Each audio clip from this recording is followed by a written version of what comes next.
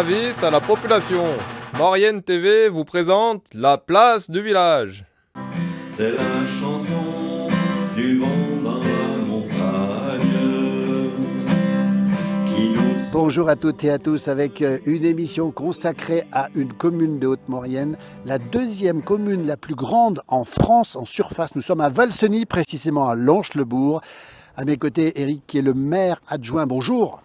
Bonjour à tous, bienvenue à Valseny. Donc, comme vous l'avez dit, deuxième plus grande commune de France. Valseny, c'est une commune nouvelle donc, qui rassemble 5 villages, Lens-le-Villard, Lens-le-Bourg, Termignon, Solières-Sardières et Bramant. Voilà. Alors, on est ici, ça, on voit Haute-Maurienne vanoise. On est en Haute-Maurienne vanoise, un nom qui fait rêver, Eric. Voilà, la Haute-Maurienne, c'est une terre de nature.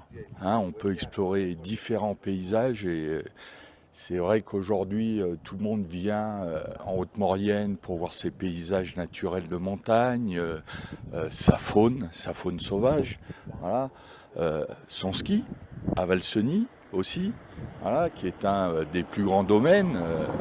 Aujourd'hui, on va skier jusqu'au 21 avril, on a de la neige jusqu'à 2400 mètres jusqu'à 2008. Donc voilà, Valseny, c'est tout ça. C'est aussi une manière de vivre. Valseny, c'est avant tout le calme, la nature, ce ski. Voilà. Aujourd'hui, à Valseny, on a su se diversifier. Un exemple, on est aujourd'hui une station labellisée Flocon Vert, une commune labellisée Flocon Vert, et on est la station qui a la première dameuse électrique en France. Voilà. Donc, on va de l'avant. On va de l'avant à Valseny. On veut décarboner notre activité et dire qu'aujourd'hui, le ski, c'est naturel aussi, dans un sens. Et l'été, c'est des kilomètres de randonnée dans le parc de la Vanoise, sur le Mont-Cenis. On a une diversité dans nos chemins de randonnée, dans nos paysages aussi. Voilà. Et puis c'est le vélo. On a des cols fabuleux. On va vers le col de l'Iseran, vers le col du Mont-Cenis. Donc en vélo, que ce soit sur la route ou sur les chemins, en VTT, à Valseny, et on s'ennuie jamais.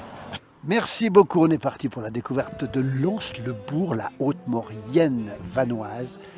Pour cette émission de la place du village, derrière la caméra, on le rappelle, Alain Mollo et mon jumeau Jean-Noël. Merci Eric, merci beaucoup. Merci à vous en tout cas et bienvenue à tous à Valseny. Ces jours de peine,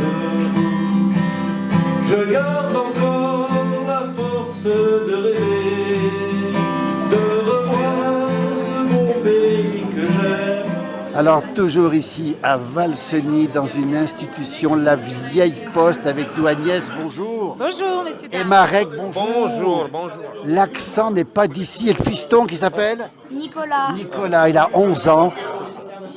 Vous n'êtes pas d'ici, vous êtes originaire d'où? On est tous originaires de la Pologne. Les enfants, ils sont nés en France, mais on est venu de la Pologne.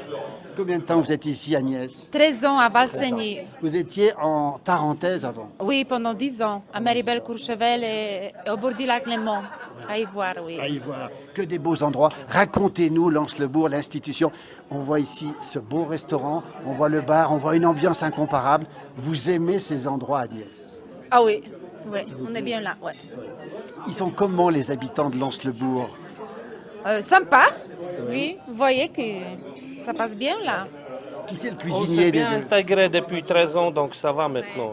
Bel exemple d'intégration. Voilà, c'est important parce qu'au début, les gens ils se méfiaient un petit peu, mais là maintenant, on est comme chez nous. Voilà. La Vieille Poste, ça s'appelle. C'était comme ça que ça s'appelait avant déjà aussi? Oui, tout le temps. Tout le temps comme ça. Avant, le propriétaire, c'était Yves Dimier, directeur de la C'était station. Yves Dimier, qu'on salue bien Exactement. sûr, Yves Dimier. Alors racontez-nous un peu, vous proposez quoi ici? De la cuisine polonaise, Marek? Aussi, chaque année on change, on propose toujours la menu polonaise. Cette année, juste pour vous dire, on a fait une soupe de tripes et ensuite c'est un bigos, c'est un peu façon choucroute. Voilà, donc chaque année on change pour proposer autre chose, pas que les spécialité un peu Du locale. savoyard aussi, Agnès? Ah oui, bien sûr. Fondue, raclette, oui. Et bien sûr aussi escargot et foie gras, oui. Escargot, foie gras. Alors, il a de la chance, lui, parce que tu manges bien à la maison, toi. Oui. Hein? Ouais. Ouais. Qui c'est qui cuisine le mieux, papa ou maman? Bah maman, elle aide à la salle et papa il cuisine bien. Il cuisine bien, papa cuisine bien.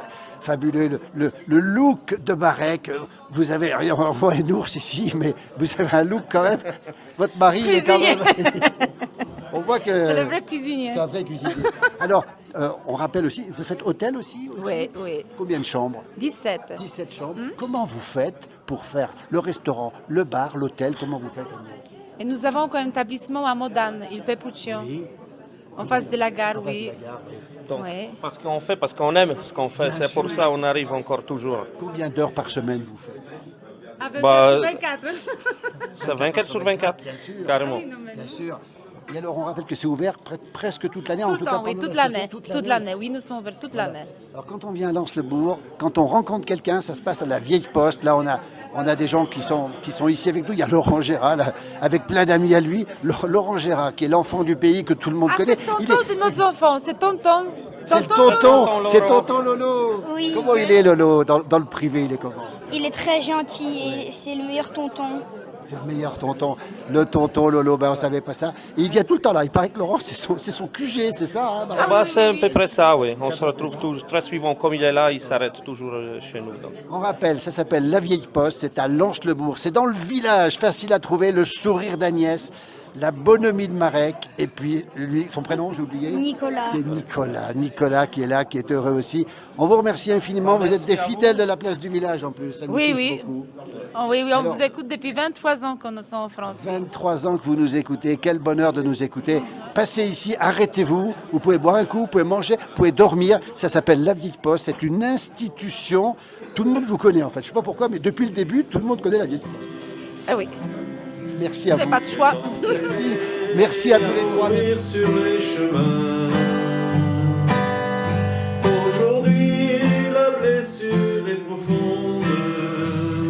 Ça fait si mal quand on s'en va trop loin. Toujours ici à Lens-le-Bourg, Valseny, la Haute-Maurienne vanoise. Avec nous maintenant Gilbert Suiffet. Bonjour Gilbert. Bonjour. Gilbert, vous êtes président de l'association du patrimoine de Lens-le-Bourg. Et là, on est dans un endroit assez étonnant, Gilbert. Oui, bah ça c'est un ancien lavoir. Les femmes autrefois lavaient leur linge ici, il y avait une arrivée d'eau et elles venaient là pour laver leur linge une fois par an parce que Sacré lavoir, c'est un sacré lavoir, c'est impressionnant quand même. Hein. ah ben là il en a eu passé du linge, hein, les draps, les trucs comme ça. Si le bois pouvait parler, il en raconterait Ah ouais, des ouais. choses, il s'en est passé des choses. Alors, on venait laver le linge ici, il y avait donc une arrivée d'eau, et alors, il y a plein de choses aussi Il aujourd'hui. va y avoir un poêle aussi dans un coin. Et je pense qu'il y a encore un petit bout de cheminée là-bas. Ouais. Parce qu'on chauffait l'eau, on mettait le linge avec des cendres, Eh oui. des cendres de bois, Bien sûr. et, etc. Et après, on lavait là-dedans. quoi. Alors, on voit ici, c'est quoi ça? Qu'est-ce Ça, que c'est? des draps. Des draps, oui. Ouais, des anciens draps. Là, il y a un espèce de panty. Là. Le panty, regardez le panty ici, on ne sait pas à qui il appartient. Et les chaudrons, là, ils sont... c'était Alors, les pourquoi chaudrons, je les ai retrouvés à la déchetterie. Ah ouais. Et ils allaient partir. J'ai dit, bah, c'est dommage. Parce que ils ont vécu, ceux-là. hein. Bien sûr, ils ont vécu. Alors, il n'y a plus d'eau qui coule aujourd'hui, Gilbert, c'est normal? Non. Et puis l'eau est tellement précieuse maintenant. L'eau est devenue rare. On va pas la laisser passer. Et ici, qu'est-ce qu'on voit Ça, c'est ici? une seille. Une seille, hein. Qu'est-ce que c'est exactement? Alors, c'était pour mettre la viande Ah oui, au saloir. oui, Et donc, c'était des seilles en bois. oui. Et qu'on mettait la viande à macérer là-dedans. Quoi. oui. Et là, juste au-dessus de nous, quand on lève la tête, une trousse. Alors là, une trousse, c'est pas pour le lavoir. Hein. Vous l'avez posé ici, c'était pour descendre le foin, Gilbert, c'est ça? Ouais. C'est l'ancêtre des balles rondes, quoi. Maintenant, oui. ça Oui. a la même forme. La même forme.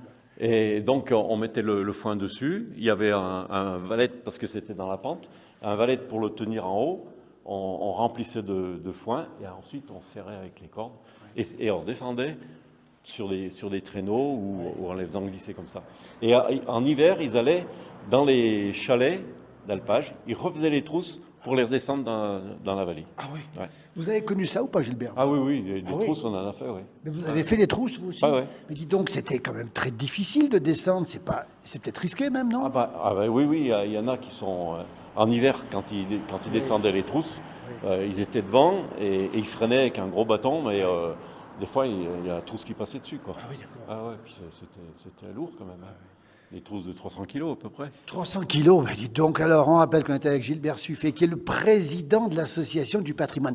Vous avez réussi, Gilbert, à sauver ce beau lavoir. Ah ben le lavoir, oui. Donc la municipalité avait refait ce lavoir, mais ils ne savaient pas qu'en faire. Enfin, ils avaient des projets, mais nous on s'est dit, bah, avant que les projets prennent corps, Bien sûr. on va faire une expo de photos, quoi. Voilà. Donc c'est un peu l'évolution du village. Alors, on le voit sur les murs ici, c'est vraiment impressionnant. Des photos d'avant, de Lens-le-Bourg, on le précise bien encore une fois. Expo permanente, on va s'avancer un petit peu. Tiens, regardez un C'est peu. une expo permanente, il y a toujours... c'est entrée libre. Donc ici, on voit Lens-le-Bourg. Ah oui, dis donc. Juste en 45. Alors, on rappelle que Lens-le-Bourg a été brûlé, c'est ça, par les Ça a Allemands. été brûlé par les Allemands quand ils sont partis en 45. Quelle image, on voit cette image, c'est vraiment très impressionnant. Tout a été quasiment détruit, tout le village a été 44 détruit. même. En 44, oui. Ouais, 44. ouais. Village Ouais, détruit. ouais. Le village complètement détruit, sauf les deux églises. Oui, qu'on voit ici. Et puis un bâtiment derrière, la margerie. Oui, oui. Ça avait été construit pendant l'occupation italienne. Oui. C'était les Italiens qui en avaient fait une caserne. Et quand les gens sont revenus de l'évacuation, il n'y avait plus que cette maison, il y avait 17 familles qui habitaient Oh là-dedans. là là. Ouais. Une petite pièce chacun, quoi. Voilà, on rappelle que c'était le 10 de 12, non, c'était au mois de 20 44, c'était le 20 septembre 44, 44. date de sinistre mémoire pour Lens le village. On voit l'exposition, on voit un petit train, Gilbert Suffet ici. C'est quoi ce petit train? Alors, le train, ça c'est... quand ils ont creusé le tunnel ferroviaire de Modane, le tunnel du Mont-Cenis, Oui. il devait en avoir pour 30 ans à creuser. Ah oui. Alors, Fell, c'était un Anglais, il s'est dit, ben, pendant ce temps, on va faire passer le train par le Mont-Cenis, puisqu'il y en a pour 30 ans. oui. Et donc, ils ont construit le passage, Oui. et ils en ont eu pour 3 ans à construire, à aménager. Et puis, entre-temps, il y a Germain Sommeiller qui a inventé le jumbo, la perforatrice. Et donc, le chemin de fer il a marché que pendant 3 ans. Voilà. Et donc ça, c'est un artiste qui a fait ça, hein, c'est ça. Hein. Ouais, ça c'est une maquette qu'a fait François Charon pendant le confinement. Là. Pendant le confinement. Gilbert Suffet, on va le retrouver dans un instant. On ira voir une chapelle avec lui. Puis à la fin de l'émission, une petite surprise avec Gilbert. Les gens qui le connaissent savent qu'il a d'autres cordes à son arc. Gilbert qui a été forestier, on en parlera aussi parce qu'il connaît bien la région ici, il connaît tout par cœur, tous les centimètres carrés de la montagne, vous les connaissez à peu près tous. Hein. Ouais, ben, je connais pas mal. Et puis on va rester un moment sur ces photos là, extraordinaires. Gilbert, ça date de quand ça? Et là, c'est extraordinaire, c'est le déneigement, c'est quoi? Ouais, ben, c'est à l'époque, les rues n'étaient pas déneigées. Et donc, voilà. Il a une photo magnifique Non, ici. quand il neige, à chaque fois, ils enlèvent la neige, donc il y a plus. Bah, il faut de la place pour les voitures maintenant. Est-ce qu'il neige moins aujourd'hui qu'avant, Gilbert? Hop, ça, on ne sait pas, puisqu'il enlève la neige. C'est le cadastre à la reconstruction. Ah oui. Donc, quand ils ont brûlé, alors on voit, il y a des bâtiments qui sont à conserver, d'autres qui sont complètement rasés, et d'autres alors parce qu'ils ont retracé le village puisqu'il était. Bien sûr. Et on a découvert ça quand ils ont refait la voirie il y a quelques années. Ils sont tombés sur des caves. Ah oui. Effectivement, la route, Elles étaient là. elle passe là. Donc tout ça, c'est des anciens bâtiments. Ah d'accord. Et dessous, il y a les caves. Les caves sont dessous. Parce que les rues, les anciennes rues, c'était des toutes petites rues. Voilà. Et là, ils ont fait une rue principale qui est bien plus large et donc qui passe par-dessus les caves. Quoi. Écoutez, on apprend des choses, les caves qui sont pas loin. C'est quoi, Gilbert, C'est ça? une carde. Ah, pour carder. Garder la laine. Garder la laine. Oui. Là, on l'a coincé parce que Bien sûr. c'est dangereux. Alors, il y a la cardeuse. Et puis à côté, la meule, évidemment, dans le temps, on avait ça. C'était des outils qu'on avait en priorité, hein, cette fameuse meule. On peut la tourner, Gilbert? Oui. Ouais, pour aiguiser les couteaux. Pour aiguiser les couteaux, Le bien Pinel. sûr. Le Pinel de Maurienne. Voilà, Gilbert. On se retrouve, nous, devant. On va sortir. Tiens, on va sortir. On va se retrouver dans un instant devant la chapelle. C'est ça, c'est une chapelle que l'association a mis au point aussi. Hein, c'est ça. Hein. C'est une chapelle, oui. Voilà. Oui. Allez, l'endroit est magnifique. Vous voyez, écoutez, la route avec les caves dessous, ça, on apprend des choses. Et puis le détail ici, on rappelle qu'on peut visiter. Hein, ça. On peut visiter ici. C'est ouvert toute la journée. C'est ouvert la journée. Ça vaut le coup de s'arrêter. Vraiment, c'est magnifique. Il y a plein de belles photos. Si vous aimez la région, si vous aimez Lens-le-Bourg, il faut absolument visiter. Bravo à l'équipe. En tout cas, à tout de suite, Gilbert, on se retrouve devant la chapelle. Et dans mon cœur, au long des jours de peine, je garde encore la force de rêver, de revoir ce beau pays que j'aime. Allez, on est toujours ici à Lens-le-Bourg, la Haute-Maurienne, la Vanoise. Gilbert Suiffet, président de l'Association du patrimoine. Et là, derrière nous, Gilbert, la plus vieille maison de Lens-le-Bourg, c'est ça? Oui, c'est ça, oui. Elle date des années 1500 et quelques. Ouais. Et derrière nous, on va avancer un petit peu, tiens, c'est le quartier qui n'a pas brûlé ici, c'est ça? Voilà, les maisons ont été retapées. D'ailleurs, ici, il y a des dates dessus. Oui. 1700 et quelques. Voilà, et bon, ce quartier, il a été réaménagé, quoi. Mais les maisons sont authentiques, celles-ci, tout ce quartier-là. Et on arrive ici devant la chapelle Saint-Jean-Baptiste qui était en mauvais état et que votre association a remis en part. Elle est magnifique cette chapelle, Gilbert. Voilà, on a commencé les travaux, pas en 1700. Hein, Oui, non, on voit 1700, mais c'est pas ça. Hein. Non, il y a eu plusieurs restaurations. Donc les premières dates c'était 1700, 1800 et quelques, après 1800, 1900. Et là on a pris la première date. Et la dernière. Donc la dernière, c'est 2022. Et on voit une croix, je ne sais pas si on peut la voir, Jean-Noël, la croix là-haut à la Molo. La croix magnifique, on dirait du granit. Du tuf. Ah, c'est le fameux tuf. Ouais. D'accord, le fameux tuf. Alors on va visiter cette chapelle. Carniole, les Cardioles, oui, Carniole. On va s'avancer un petit peu, Gilbert, allez-y. Et on va visiter cette petite chapelle Saint-Jean-Baptiste, le travail de l'association que vous avez fait. Et l'intérieur est absolument remarquable. On va rentrer ici. Elle est toute petite, dites donc c'est du minuscule, hein, comme on dit. Hein. Ah, c'est une petite chapelle, oui. C'est une petite chapelle. Et on voit des choses magnifiques au plafond. Alors c'est de la restauration, tout ça? Oui, c'est Armelle Filleul, c'est une artiste du coin. Ah oui. Et bon, il restait, on voit quelques, voilà, comment elle était avant la chapelle. Ah oui. Voilà, Oh là là. dans l'état où elle était. Attendez, on voit la différence entre... La colombe, elle n'a pas changé. Elle est toujours là. Et on voyait qu'il y avait du bleu avec des étoiles.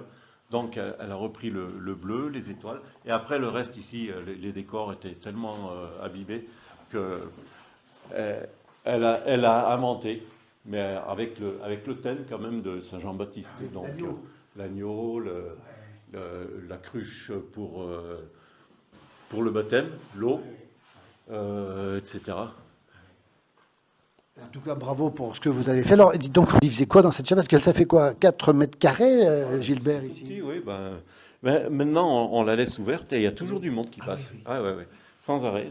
D'ailleurs, là, il y a deux personnes qui viennent de passer. On a vu des gens. Et la porte ici, elle date de quand, cette porte ici? Je sais pas, mais on n'a pas voulu la changer parce que... Ah oui. C'est la porte. Ouais. Alors, dites donc, on y faisait quoi dans cette chapelle ici? Qu'est-ce qu'on y faisait? Il y avait des célébrations, vous vous rappelez ou pas? Non, moi j'ai toujours vu fermer. Et un jour, je me suis dit, quand même, ça fait des années que je passe devant, je n'ai jamais allé voir dedans. Et j'ai vu ce tableau. Bon, il était en plus mauvais état que ça, il a été restauré. Et puis, ces restes de peinture, j'ai dit, mais il faut quand même faire quelque chose.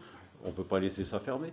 Et du coup, on l'a retapé, ça a duré quelques années. On vient de terminer là en 2022. Et du coup, elle est ouverte tout le temps, la journée. Ce beau pays que j'aime et retrouver la terre où je suis né. Et bien avant que ma vie ne s'achève, après avoir si longtemps voyagé, je viendrai On va maintenant faire une petite parenthèse et remonter le temps. Nous étions dans ce village pour le tournage de la place du village il y a une trentaine d'années. Et là, on a rencontré une figure du village qui travaille le métal, entre autres, et qui est un petit peu forgeron, on va dire. C'est Joseph Albrieux. Allez, on remonte le temps d'une trentaine d'années. C'est parti. Joseph Albrieux, on se retrouve juste après. On va rappeler pour ceux qui nous écoutent ce qu'est exactement le métier de charron. Charron, c'est la fabrication des chars, des chariots, des tombereaux, des roues, fabrication et réparation. Donc on utilise le bois davantage. Oui, le bois et le fer. Et le fer également. Oui. Alors dites-nous Jojo, quand est-ce que vous avez trempé dans ce métier? À quel moment ça vous a pris l'envie de faire ce métier? Mon père était déjà charron-forgeron, mon grand-père aussi, mon arrière-arrière-grand-père déjà, ça remonte à 5 ou 6 générations au moins. Ici même? Ici même, oui, à Lens-le-Bourg, depuis 1832 à Lens-le-Bourg. Et j'ai fait 4 ans d'école professionnelle à Chambéry, de 42 à 46. Et puis j'ai commencé à travailler avec mon père en 46, donc il y a 50 ans. Alors donnez-moi un petit peu l'ambiance de l'atelier quand vous avez commencé à travailler ici à Lens-le-Bourg il y a 50 ans. En 46, donc c'était juste après la guerre, et Lens-le-Bourg a été complètement dévasté et brûlé par la guerre. Donc il fallait reconstruire tout l'outillage, c'est-à-dire les chariots, oui, il y avait beaucoup de travail, oui. À l'époque, nous étions 4 à travailler. Et puis aussi pour les besoins de la reconstruction, en rampe d'escalier, garde-corps, enfin tout ce qui se rattache au bâtiment.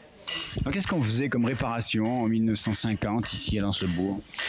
On faisait les charrues, déjà. En forge, on faisait réparation de charrues, rechargement des socs, soudure aussi beaucoup. Et puis donc on faisait beaucoup de charronnage à l'époque. Charronnage, et ensuite on a fait de la carrosserie. Carrosserie bois, bétaillère, camion, plateau, ridel, etc. Carrosserie de camions. Votre métier était plutôt lié à l'agriculture, enfin à ceux de vos clients, c'était les agriculteurs essentiellement? Ah oui, essentiellement, oui. Ah oui, essentiellement à l'époque, oui. Et aujourd'hui?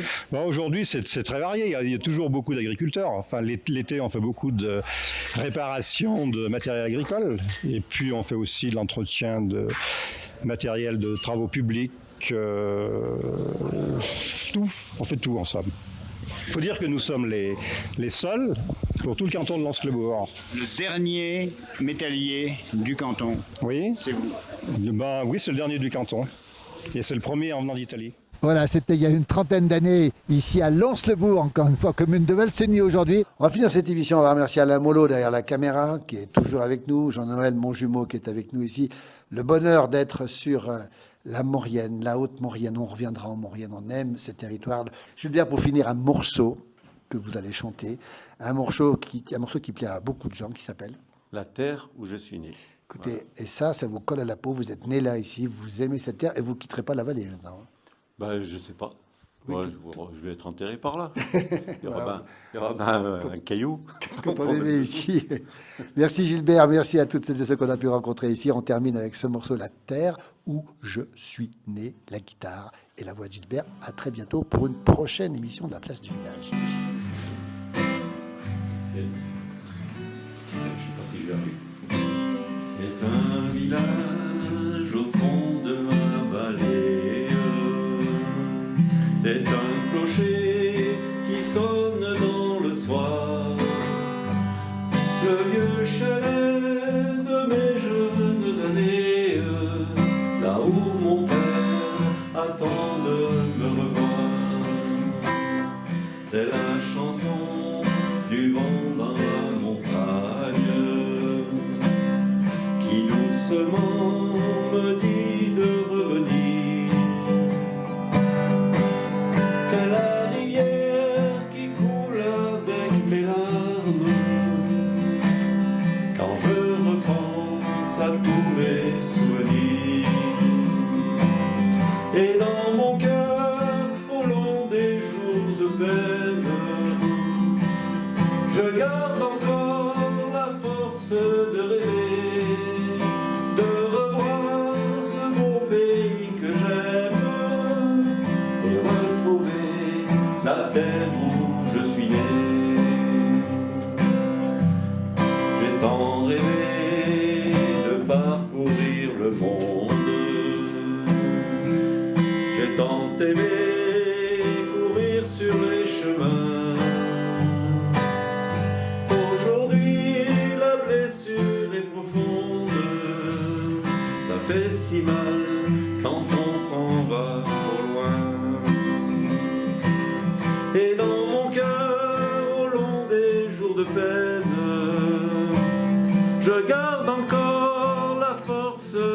rêver, de revoir ce beau pays que j'aime et retrouver la terre où je suis né. Et bien avant que ma vie ne s'achève, après avoir si longtemps voyagé, je viendrai dans le jour qui se lève pour embrasser la terre où je suis né,